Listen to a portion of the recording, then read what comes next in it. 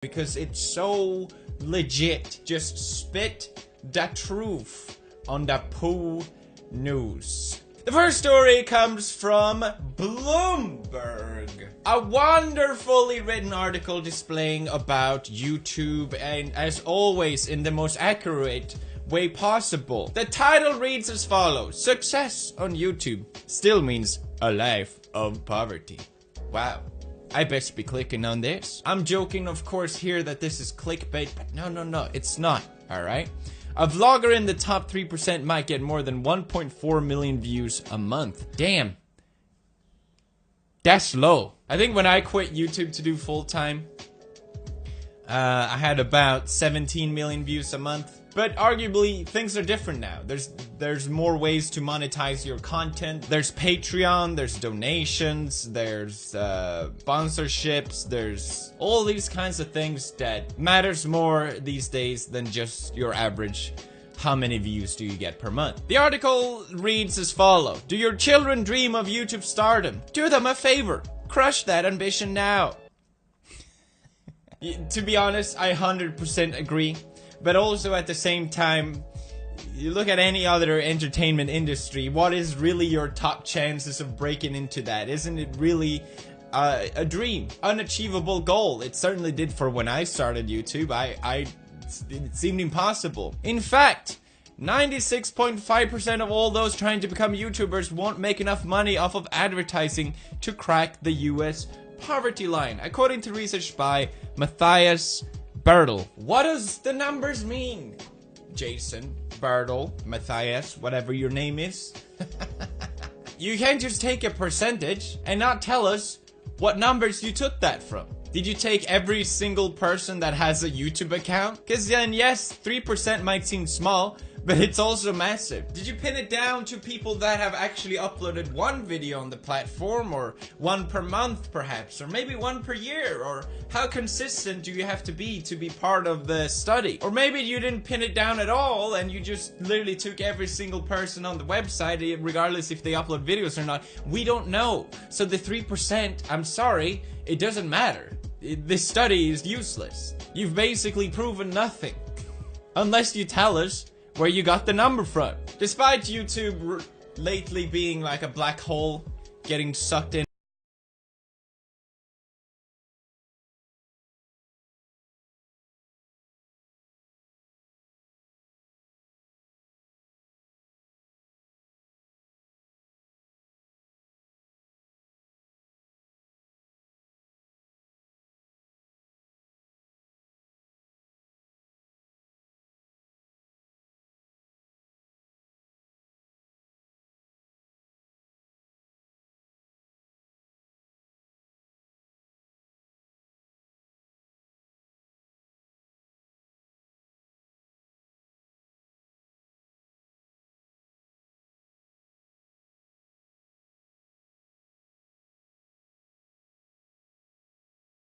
Shout out in this video. Thank you, Bloomberg. Thank you. Gaming YouTubers such as 28-year-old Felix PewDiePie Schellberg, who has 60 million subscribers, have 14 times better chance than traditional vloggers, who often upload to people in blogs category on YouTube. That's right, everybody. My channel is filled with gaming content, as proved here by Bloomberg.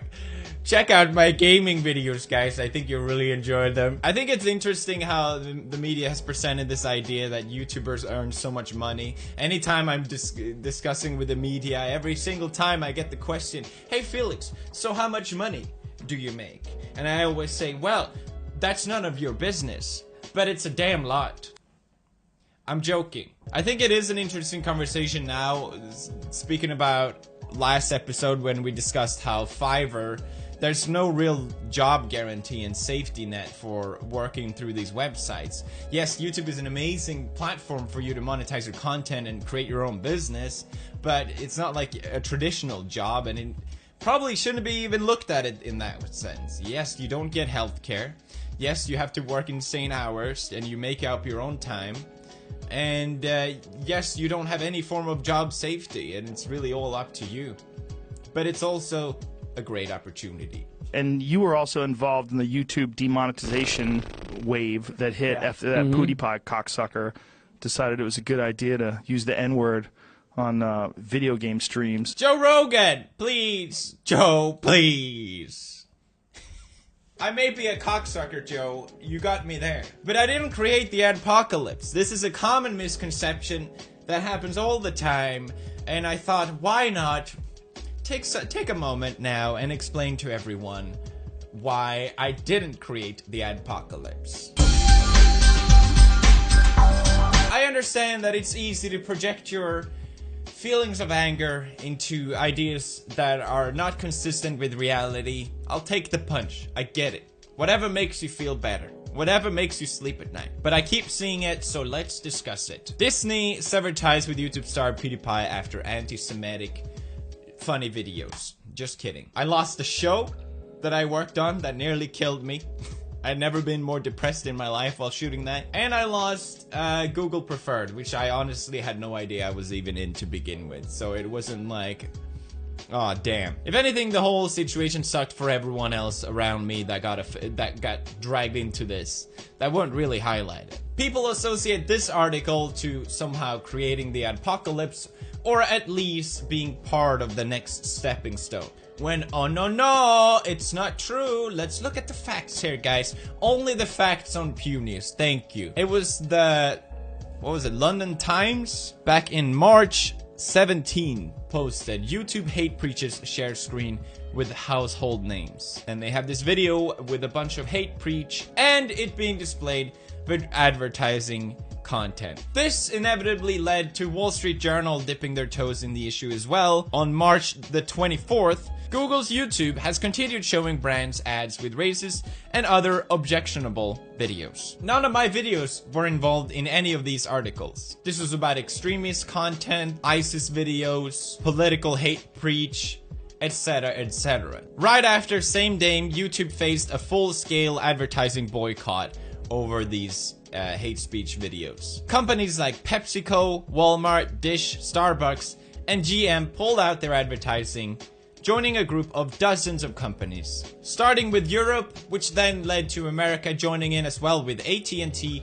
and Verizon pulling ads as well. This is what led to a decrease of ads on YouTube for a brief period of time, and at the same time YouTube had to create with a new system to show advertisers that yes, we are working on these issues to make sure that this doesn't happen again. Now, ads showing up on content that it shouldn't belong at isn't a new thing. It happens a lot of times. Maybe ads show up on porn, or ads showing up just anywhere where the advertiser probably wouldn't be happy to see. Companies are companies. They're not moral beings.